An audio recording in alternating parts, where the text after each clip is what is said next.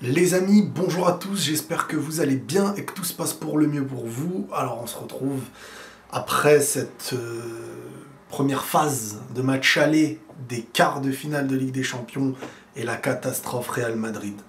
Tous les grands actuellement ont été à l'honneur. Il n'y a pas eu d'humiliation comme celle-ci parmi les grands. Et le Real, à l'image de sa saison catastrophique, déséquilibrée, on va souffrir. Ouais. Parce que pour entamer globalement ma réponse à vos questions autour de tout ça, c'est le sujet principal, c'est on va souffrir. C'est pour moi, on a atteint le palier, on a atteint le plafond depuis la qualification en finale de Copa. Et là, en fait, tout ce qui va arriver pour moi sera souffrance cette saison pour le supporter du Real. Et il faut se préparer mentalement, les gars. Alors, je vais sélectionner plusieurs de vos questions. Déjà, sur Instagram, n'hésitez pas à me rejoindre au passage, hein, l'Instagram grandit petit à petit, c'est un nouveau.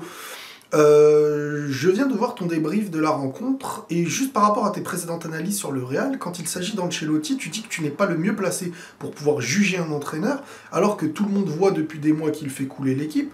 Alors moi déjà, quand je parle là, dernièrement, j'évoque, oui, que je veux un changement. Maintenant, c'est quand je dois être factuel, je ne dis pas, il est fautif de tout. On sait pas tout, c'est ça que je veux dire. Mais il y a une différence quand tu me dis, par exemple, par rapport à Flick, je dis qu'il a apporté une nouvelle philosophie et tout, parce que bah, ça se voit. Si par exemple l'année prochaine, il y a Xabi Alonso au Real, et ben, je pourrais constater que Ancelotti dernièrement faisait des choses que Xabi Alonso ne fait pas. Mais si l'année prochaine t'as Xabi Alonso et que c'est toujours la même cata, tu vas te dire, purée, le problème en vrai il était peut-être plus profond que le coach. Et parfois ça arrive, ces problèmes-là, qui ne sont pas que liés au coach. Parfois, il y a des coachs qui demandent des choses, la demande n'a pas été prise. Parfois, les coachs sont obligés de, je sais pas, moi, imagine, il est obligé de faire jouer les trois devant alors que peut-être il n'a pas envie, mais il sait que ne pas faire ça, c'est peut-être perdre Rodrigo, c'est peut-être perdre Mbappé. Donc, quand je dis que je ne sais pas, ça ne veut pas dire que je veux défendre. C'est-à-dire que je ne sais pas. Maintenant, au présent, moi, tu me dis la question Ancelotti, je te dis, ouais, là, par contre, ça ne ressemble plus à rien. Et on sent de plus en plus qu'il va falloir changer. Ça y est, rester comme ça pour rester, ça aurait tellement aucun sens. Donc pour moi, on est clairement sur le moment où Ancelotti doit partir et laisser place à un Xabi Alonso pour réinstaurer un nouveau cycle et des nouvelles recrues selon la vision d'un nouveau coach sur de nouvelles visions tactiques, etc. Mais ce n'est pas parce que je ne sais pas à certains moments qu'on est obligé de ne pas savoir avec d'autres coachs. Je parle de problèmes intérieurs, de problèmes internes. Et je disais la même chose avec Xavi l'année dernière. Je ne savais pas si le virer allait changer quelque chose, mais oui, aujourd'hui, ça nous prouve que le coach était problématique. En tout cas, le coach n'arrivait pas à résoudre certains problèmes. Mais Ancelotti, actuellement, je peux dire, en tout cas, il y a quelques mois en arrière, je ne sais pas si c'est lui le vrai problème ou pas, et admettre que Flick, l'un n'empêche pas l'autre en fait. C'est pas parce qu'il y a un jugement positif d'un coach sur lequel on a une comparaison avec ce qui s'est passé avant, et Ancelotti où on ne sait pas, il a gagné, il a tout gagné, et ensuite il a tout perdu, ensuite ça ressemble plus à rien. Vous voyez ce que je veux dire? C'est deux choses différentes. Salam Riles, salam frérot. Alors, développe ta pensée concernant le problème profond du Real et sur la conception du football collectif. Sur ma conception du football collectif. Aujourd'hui, nous voyons un Real démodé dans son projet de jeu. J'aimerais avoir ta vision sur l'essence d'un énorme collectif. C'est très compliqué. Parce que c'est vrai qu'avec les 3-2, moi je ferais une attaque à 2. Donc devant, il y en aurait un qui serait sur le banc. Et celui qui serait sur le banc ne pourra pas se dire, bah ok, j'accepte, parce il aurait de fortes chances d'être titulaire dans la majorité de tous les clubs du monde. Donc c'est très compliqué d'avoir les trois actuellement devant. Moi je veux un Real Madrid comme l'année dernière qui joue à 2 et qui refait un milieu à 4. Pour l'instant, avec ce qu'on a actuellement, ce serait ça. Maintenant, ça dépend. Si tu fais une équipe où tu te retrouves... Et puis, il faut une équipe qui court à 11 aussi. Donc ça, c'est important. Et avoir les trois devant, ça pénalise. Le début de saison, c'est ce que je disais depuis le début de saison, les gars. Donc, vraiment, pour moi, là, le Real, oui, est démodé parce que... Après, il y a plein de choses à prendre en compte. Tu as perdu Carvajal. Tu as perdu Kroos. Tu as perdu Nacho. Nacho, alors on se dit je sais pas quoi, mais il a compensé l'absence de Militao d'une main de maître, avec le côté leadership aussi qu'il avait, additionné à Carvajal, additionné à Kroos. il y avait une structure hyper importante et puis t'avais pas autant de blessés. Cette année, Mendy, t'as pas pu en profiter. Carvajal, absent depuis le début. Courtois a enchaîné plein de blessures, mais bon, c'est pas le problème de gardien cette année. T'as pas de défense centrale, donc t'as pas eu un duo défensif qui a été préparé. T'as joué avec Fran Garcia et Vasquez presque toute la saison. Au milieu, tu es passé d'un milieu à 4 solide, des blocs avec une créativité, dont Kroos était à la sortie de balle, à bye bye Kroos, on passe à un milieu à 3. Subir a plus d'impact que l'année dernière. Imposer de la créativité est impossible en comparaison à l'année dernière. Et on a décidé d'avoir 3 attaquants, Vini, Mbappé et Rodrigo, dont l'arrivée d'un statut tel que Mbappé. Et donc tout ça doit s'adapter ensemble. Perdre des tauliers, des tauliers de créativité, perdre des tauliers mentaux, perdre des latéraux et ne plus avoir le niveau sur les ailes. Te retrouver à 3, avoir un nouveau statut, perdre de la charnière défensive, et tout ça sans réussir à remplacer. Moi je vous dis que c'est très compliqué, et ça se comprend aussi. Tu penses que Mbappé peut devenir un joueur qui améliore le collectif ? Car que ce soit au Real Madrid ou au PSG, même s'il peut être très bon, on a vu que dans les 2 cas, ils sont meilleurs sans lui. J'aime pas cette phrase « meilleur sans lui ». Ça englobe beaucoup plus de choses plus profondes. Le PSG est meilleur aussi sans Neymar et sans Messi. Donc Neymar et Messi doivent être des joueurs qu'on ne met plus dans un collectif parce que, non, je me poserai la question de l'arrivée d'Mbappé qui est problématique ou non, dans le cas où pour moi actuellement le problème il n'est pas individuel, il est collectif. Si tu me confectionnes une équipe collective qui a de la créativité, qui est solide, qui sait attaquer, qui sait monter en bloc, qui sait perturber l'adversaire, et que là, Mbappé, on sent qu'il pénalise quelque chose. Moi, j'ai vu que cette année, il a quand même aidé, voire fait beaucoup plus, maintenu en survie beaucoup de matchs. Je me dis, là, ce serait peut-être le problème. Mais pour l'instant, t'as une équipe qui est dominée quotidiennement. Une cassure entre les individualités et la créativité qui n'existe pas. Donc subir bas et espérer en balançant sur les attaquants. Moi je veux d'abord qu'on règle un problème collectif pour qu'ensuite on se pose les questions de l'individualité, car l'individualité pour l'instant, pour moi, n'est pas un problème. Au contraire, c'est la seule survie possible, malheureusement. Quelle est la priorité pour le Real actuellement? Liga, Copa ou chercher à réaliser l'exploit en Ligue des Champions? La priorité est la Copa parce que c'est ce qui est plus facilement atteignable, mais Copa qui reste le plus petit trophée des 3, ni la Liga est supérieure et la Ligue des Champions aussi. Donc la Copa, c'est l'une des seules choses qui est le plus proche de nous parce que c'est une finale, il faut gagner un match, mais c'est la seule chose qui est la plus petite des 3 parce qu'on est sur une saison où on n'a pas la possibilité d'aller chercher ce qui est plus gros, avec peut-être un mini espoir en Liga si tout dégringole pour le Barça. Bon, au vu du Barça actuel, ça va être dur qu'il lâche des points, ou que tu les battes dans le prochain Classico chez eux. Donc voilà, c'est en un match, tu peux avoir un trophée, et ce serait sauver beaucoup de choses de cette saison pour moi. Riles, j'ai la vision, cette élimination en Ligue des Champions est positive, on va pouvoir se concentrer sur la Copa et la Liga, ainsi que la Coupe du Monde des clubs. Non, ça peut pas être positif pour le Real d'être éliminé en quart de finale en se mangeant un 3-0 à l'aller. Ce n'est jamais positif. Jamais. Qu'on me dise, on va en sortir peut-être quelque chose si Ancelotti part, Xabi vient, Mercato, les choses vont bouger au-dessus. Je me dis, les conséquences d'une chose négative, pourquoi pas? Mais c'est très négatif, tu peux pas. Le Real ne peut pas accepter ces choses-là. Il n'y a pas de « c'est bien ». On va se concentrer, non, ça c'est... Si t'as un petit club qui n'est jamais habitué à jouer plusieurs compétitions, toi t'as un effectif de base qui est fait pour ça, normalement. Tu y crois une remontada mercredi? Si oui, dans quelle disposition tactique ce sera possible? Moi je vous dis comment je pense. Semaine prochaine, on va y croire 10, 15 ou 20 minutes max. Dans les 10 premières minutes, les 15 premières minutes ou les 20 premières minutes, il va y avoir un espoir. Peut-être que tu vas marquer, peut-être que je ne sais pas, et tu vas encaisser un but qui va t'éteindre et qui va éteindre mentalement l'équipe. Je le vois comme ça et qui va remettre en confiance Arsenal. C'est comme ça que je le vois. Donc à moins que dans le moment positif, tu arrives à mettre un but, 2 buts, et là, tu as l'équipe d'en face et toi qui es enflammé dans ton stade avec ton public et tout, mais ne pas encaisser un but qui viendra t'éteindre, il faut en mettre au moins 2 ou 3 pour que même encaisser un but ne serait pas la cata qui vient t'éteindre. Mais les gars, il n'y a pas de magie. Hormis si Ceballos revient, mais il n'a aucun temps de jeu, et c'est Ceballos, hein, faut pas oublier que c'est pas Toni Kroos. Ceballos apportait certaines choses dans un rythme là qu'il avait repris et tout, et ça va être dur qu'il le reprenne ce rythme. Mais globalement, tu n'as pas la créativité nécessaire pour briller. Si Arsenal se met à jouer, tu vas devoir défendre. devoir être en possibilité... Enfin, oui, t'as bien géré une première mi-temps contre Arsenal là-bas à 0-0 et j'étais pas trop inquiet en voyant la première mi-temps. Je dis, c'était une limite scolaire ce que faisait Arsenal. Mais la deuxième mi-temps, les coups francs ont explosé mentalement le Real.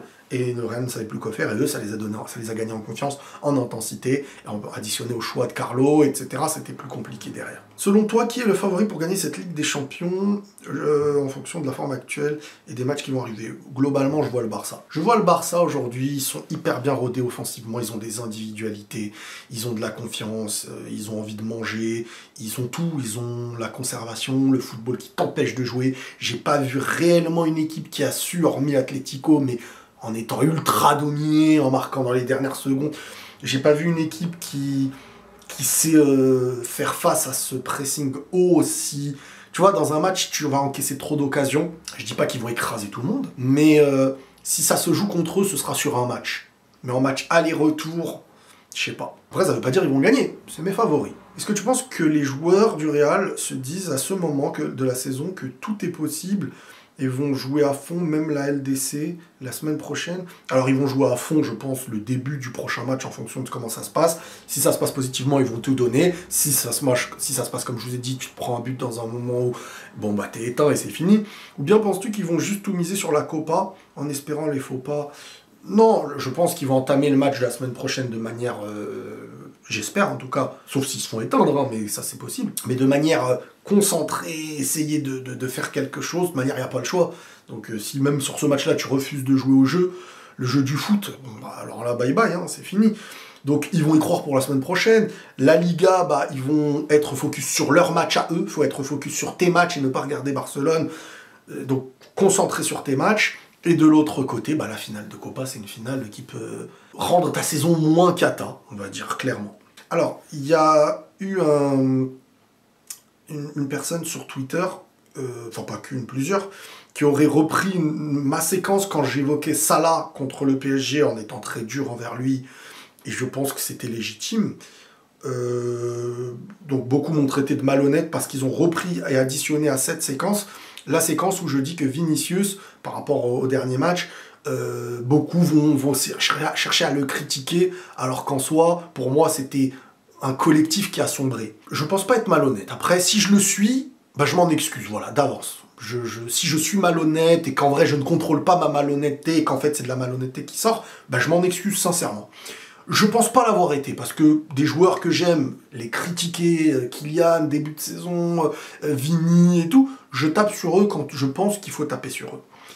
Je pense que, à la différence de Salah et ma manière de l'analyser dans un Liverpool qui est dominateur, peut-être la meilleure équipe du monde à ce moment-là, qui sait dominer, qui sait jouer haut, qui sait mettre de l'intensité, quand tu joues avec Salah, t'es pas dans l'idée de te dire « Hey, on souffre, on te fait la passe, fais les diffs ».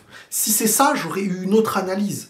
Une analyse beaucoup plus avec du recul. Je serais beaucoup plus dans l'idée de me dire, Salah est tout seul entre 1000 personnes d'une équipe qui subit, qui n'a aucune créativité, aucune domination, et qui, à chaque gros match contre qui elle joue une équipe qui sait jouer ou lui met de l'intensité, il doit faire la diff, sinon personne ne l'a fait. J'aurais quand même eu beaucoup plus de patience envers lui. Mais dans un match où t'es un Liverpool en forme, dans ta meilleure période des dernières saisons, certes, c'est vrai, le Liverpool qui joue le PSG n'est pas dans la meilleure forme de sa saison. Ça, c'est une réalité. Mais l'équipe est là. L'équipe fait son match, surtout le retour. Salah rate un truc, les cages ouvertes. Il n'a presque gagné aucun duel. Nuno Mendes, Lamine Yamal, quand il le joue en 1 contre 1 sur une seule action au match retour l'année dernière, je crois, ou c'est plus c'était quand, direct il te le tue. C'est pas facile, il est très fort. Mais t'es Mohamed Salah. T'es dans une, peut-être, de tes meilleures saisons de l'histoire, un prime ou un des 2 primes que tu peux avoir. Tu ne fais aucun duel réellement. L'équipe, elle joue sur toi, elle se déplace. Et tu fixes même pas l'adversaire pour l'éliminer, tu reviens tout le temps. Bref, on sent que mentalement, il s'est fait manger. Et c'est vrai que ça me rappelle plusieurs gros matchs de Mohamed Salah quand on est tous là à voir... ou se dire, voilà, c'est le moment, ça y est, t'as atteint le truc et tout, parce qu'il fait une saison de fou, et je le disais moi-même, c'était mon favori au Ballon d'Or avant, avec Rafinha, donc je suis pas là pour taper sur lui, sans aucune raison.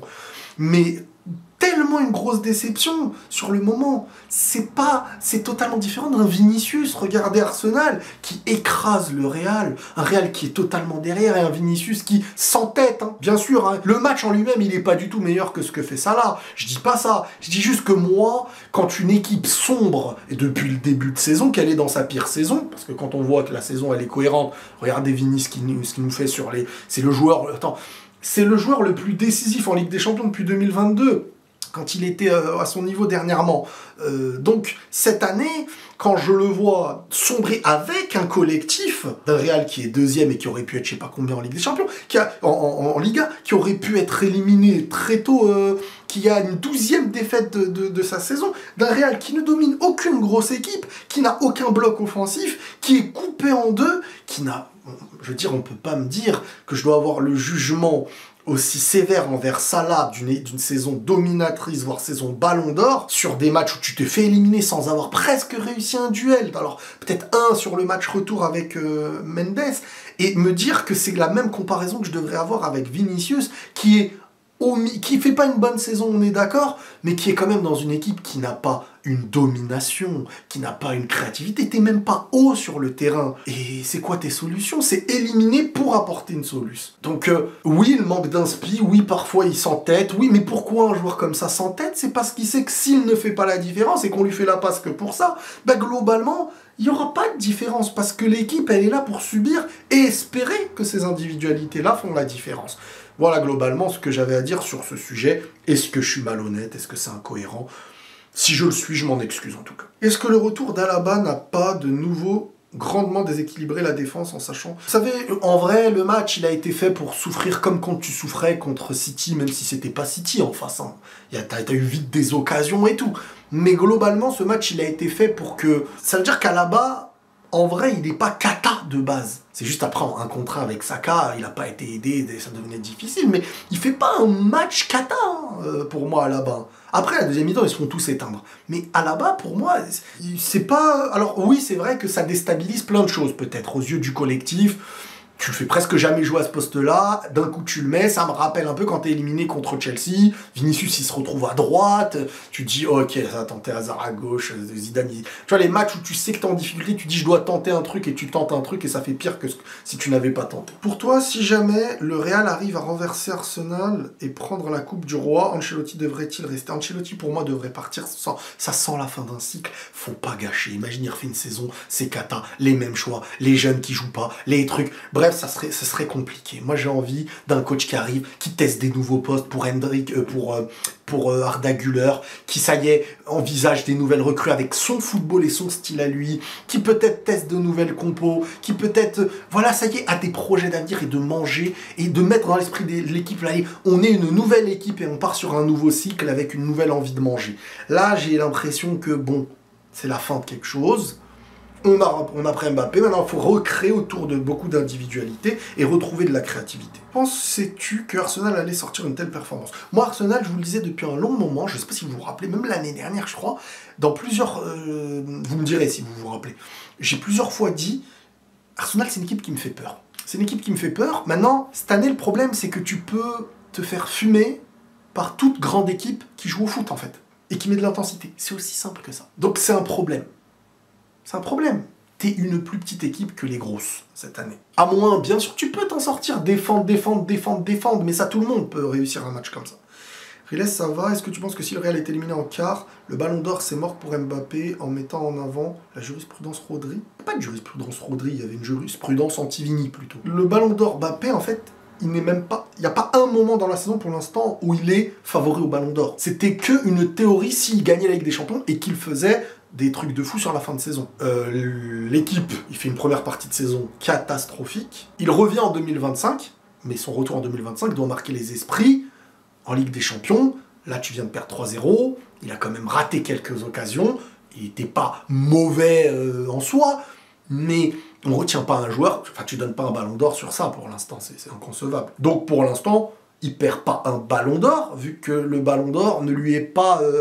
il n'en est pas favori. Quand tu vois le Barça, ce qu'ils font cette saison, tu vois Rafinha, Lamine Yamal, Pedri, mais plein d'autres, hein, des Kane, il est pas top 5 encore, là, cette année, pour l'instant. À voir, après. Ça va vite, hein. Il te les qualifie, là. Ouh, questionnement, truc, l'image. Mais bon, les gars, les miracles, hein. Espérer un miracle, ça s'appelle pas un miracle pour rien. Pourquoi, au fond de toi, tu sais qu'il va se passer quelque chose mercredi prochain? Ça, c'est que l'espoir que l'on peut avoir sur ce qu'on a déjà vu par le passé. Mais là, on parle d'un 3-0, donc moi, j'y crois pas une seconde pour l'instant, honnêtement. Mais pendant que je serai sur le terrain, je vais regarder, je vais dire « Allez les gars, vite, vite, c'est le moment et tout ». Pourquoi pas? Est-ce que t'en veux à Kroos en vrai? Bah, j'en veux un peu, mais honnêtement, il y en a pas beaucoup des joueurs qui ont fini sur ce qu'il a. Les gars, il a quitté pour la dernière fois la pelouse avec le Real Madrid en levant les bras devant son public, en mode « Je voulais donner la Ligue des Champions ». C'est lui qui est sur le corner. Il fait une saison de fou individuellement. Peut-être l'une de ses meilleures. Il s'en va comme ça. En célébrant, en se faisant remplacer, en célébrant, genre c'est bon, la prise les gars et tout. En vrai, ça je peux pas lui en vouloir. Mais c'est dur. Qu'est-ce qu'elle est dure sa perte. Franchement. Une finale PSG-Barcelone pour la Ligue des Champions, tu valides et ce sera quoi ton analyse? Ce serait un excellent match de football, franchement un excellent match de football, une très belle finale de Ligue des Champions qu'on n'aurait pas vue depuis très longtemps. Deux équipes un peu rivales depuis beaucoup d'années. Moi, depuis l'année dernière, hein, je vois le Barça battre ce PSG. Le Barça a évolué et le PSG a évolué aussi, clairement.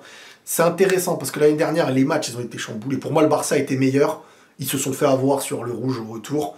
À partir du moment à 11 contre 11, ils ont été globalement meilleurs aller-retour sur le moment où ils sont à 11 contre 11. Mais le foot, c'est pas que ça. C'est t'as fait l'idiot sur une action qui peut être une action de but, tu prends un rouge et derrière, tu sombres. Mais je trouve que c'est un autre Barça. Je vois ce Barça favori pour moi. Mais tout peut se passer. Deux équipes qui vont décider de jouer haut et les individualités du Barça, elles sont pour moi un peu supérieures. Même si, attention, hein, mais ce Barça a plus de largeur dans la saison où depuis le début, ils ont bien pu entamer l'idée de battre le Bayern, battre le Real, battre Dortmund, battre toutes ces équipes-là. Là où le PSG, c'est sur la fin, depuis leur remontada contre City, qui sont revenus. Et là, ils sont vraiment sur une qualif contre Liverpool et tout, voilà. Le Barça, ils ont un collectif où je vois mal une équipe leur retirer le ballon, avec la pression qu'ils te mettent. Mais tu peux les tuer sur des contres, par contre. Ce serait un match de ouf. Que ce soit pour les réseaux, le divertissement, leur rivalité dernière, et le football, et le mérite, ce serait énorme. Penses-tu que le Real a une chance face à ce PSG en étant... actuellement, là, tout de suite, sans le retour d'un Ceballos, dont on ne sait même pas s'il aura ça... C'est très compliqué. Franchement, très compliqué. Tu n'as prouvé aucun match contre un gros cette année. City, même l'aller d'un City qui était cata à l'aller, t'encaisses des buts et tout, il prenait le ballon, retour au Bernabéu, tu les as éteints, c'est vrai. Mais est-ce qu'on peut dire que cette année, c'est vraiment une grosse équipe? Je sais pas. Je pense que Paris peut t'éteindre cette année. Je pense que Paris peut t'éteindre. Voilà les amis pour cette vidéo et j'espère être revenu sur un petit peu tout ce que j'avais à dire. Merci à tous, prenez tous soin de vous et la paix sur vous.